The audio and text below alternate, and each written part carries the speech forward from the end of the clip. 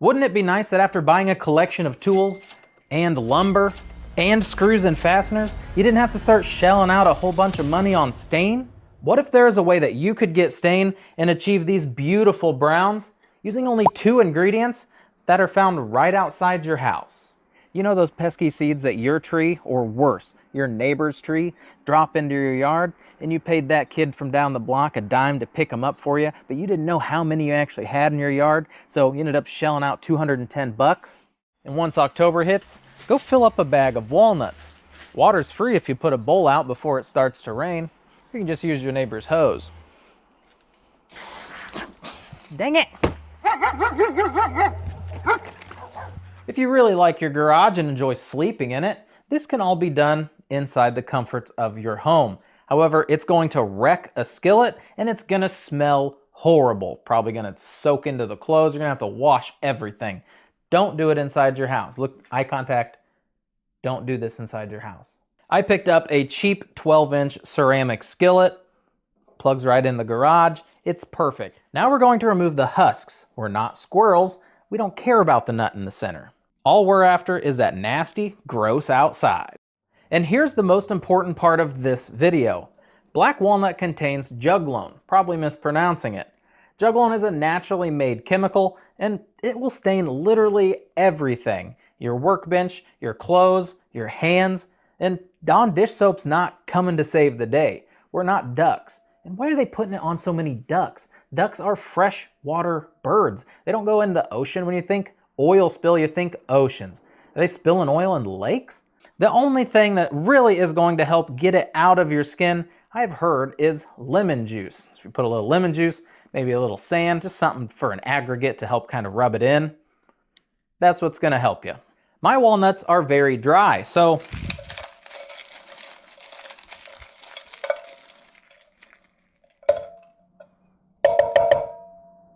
it's pretty easy to get the husks off.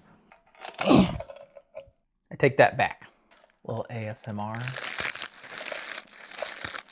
I have successfully shelled 25 husks off of the walnuts. Just gonna throw these outside for the squirrels, kind of jabbed at them earlier in the video.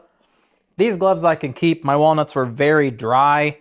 If you're using them that are green or that have some liquid in them, these just sat outside for 2 weeks while I didn't film the video. And you want to wear some sort of a latex glove so that the liquid doesn't get through to your hands if they are wet. And then you want to wear something that has a little bit thicker, tougher material, so that way the sharp edges and things don't cut through this glove, and then why'd you even put them on? Then we're just going to add water to cover these walnuts. The more water you add, the more you have to let evaporate. So just until your mixture starts to float, same way you'd add milk to your cereal. You know what I mean? I've set my temperature to 250 degrees Fahrenheit, 120 degrees Celsius, and I'm gonna let this brew and mingle, get to know each other for about an hour with the lid on. Letting it with the lid on, all that steam, everything's gonna stay in place. The last hour, I'm going to remove the lid and let the steam do its thing. Let it leave. Once you feel satisfied, grab a test piece of wood and dip it in. For a darker result, continue to let the water evaporate to create higher concentration and a darker stain. During my first hour of simmer, I had some time for self-reflection. And that's when I realized I used way too many walnuts. 25 walnuts, that is a strong brew. And you can achieve a very nice dark stain with 7 or 8 walnuts. You don't have to have 25 in such a small pot. So I didn't let a lot of my water evaporate because it's already very dark. You can see that when I was stirring it with a piece of wood. So all we need to do now is move it from this pan into a storage container. I'm doing so by just grabbing a jug, using it as a filtering system, because again, you're not using this again for anything else. Couple clamps on top. Just use an old t-shirt, you know. It's actually the back of this shirt. I'm just not going to turn around. And there you go. We're just going to fish it out and put it into here. If you got a ladle, you can use that. I'm going to scoop out some of this delicious, yummy.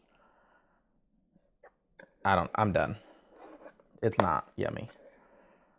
Press it. Oh. You guys can't see. Look at that. Oh, man. Oh. I got to do something with this. Ah, the other half of my jug. Ah. And now we see if it lives up to the hype. I have two stains, obviously the homemade stain we have just made, it'd be silly to do it without, and a Minwax dark walnut stain that we're pretty much trying to mimic. I have a couple pieces of wood here, black walnut, piece of pine, and a piece of plywood oak. Let's start out with our Minwax dark walnut. That's pretty. See you pretending to be black walnut. I know you're not. This is what I'm excited about. Black walnut on black walnut. Ooh, it's a lot lighter. Moving on to pine. Ooh, pine's real pretty with it. Oh, wow. Pine comes out beautiful. And then this guy. Apparently we should have compared it to golden oak, because that's what she's coming out as. She's not as dark as a dark walnut stain, not as dark as an ebony stain would be. Let me get a golden oak. One sec. My black walnut samples, the homemade stain kind of washed out, gave it that weathered brown look. It did tighten up some of the grain just because it has those tannins, as opposed to our Minwax stains, the dark walnut stain. You can see a lot of color variations in that piece. Same with this guy, that's actually just a wood grain, but you can also see those smaller lines, and they're less defined in our homemade sample. And that's the tannins at work. Because we didn't use a pre-stain with our chemically made stains, you're gonna have that effect if you just slap this on your workpiece, and that's true for any type of wood.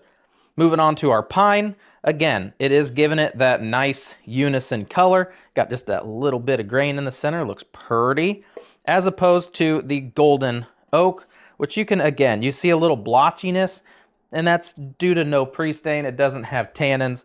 Again, same thing when you're going to that dark walnut, you can see the darker lines. That's just how the tree grew up, and that's what your piece is going to look like now. Moving on to our oak samples, you can very well see that grain differential in the piece for our golden oak. And then our homemade stain, looking nice. That Minwax stain, it's kind of pulling some of the grains out. You have some lighter, again, blotchy spots. So we aren't using a pre-stain, because I didn't need a pre-stain for this. So why give them the upper hand? To learn more about tannins and how they work, some other household chemicals that you can use to weather, age, or stain your boards, I have another entire video on a ton of different samples. We do it on a ton of different woods. Really fun video. I will put a link in the description for you guys to go check that video out if you find this video fancy too. Kind of feel like I'm rambling at this point. Speaking of tannins, if you use a stainless steel pot or certain metal containers for storage, the metals can react with those tannins and give you a different result. And another thing I forgot to have mentioned is that you can just put your walnuts in a 5-gallon bucket with some water, put it outside, and let the sun evaporate the water. It'll kind of do the same thing without you having to handle all of those walnuts. You ever had a bucket of walnuts sitting around, you dump the liquid out and it's brown? It's because you've made this without even knowing. Aha, so this is where I've been for 66 days. Building a new backdrop, moving things around on the wall, taking out 2 cabinets that were previously in the last video. But no, behind this bookcase, it's actually a whole nother room. It's kind of spooky when there's no lights on. And we still have a bit more work to do. The wife and I built this all by ourselves, as we did the current garage and our house.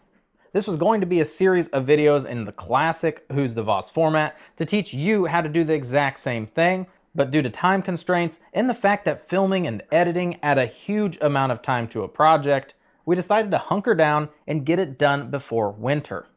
This space is going to primarily be used for storage of crafting totes that are filled up ready to go, shipping. I'd like to open up to have a spot that I could actually do some merchandising of Who's the Voss stuff, and I need space for all of that. And that's where this room comes in. It'd also be nice to have a small office set up so I could keep camera equipment and things that really shouldn't just be living in sawdust. They can be tucked away back behind me, easily grabbed when needed. So now we have another room and more to do when we file taxes. So go check out that walnut thing. That was pretty cool. All right. See you guys.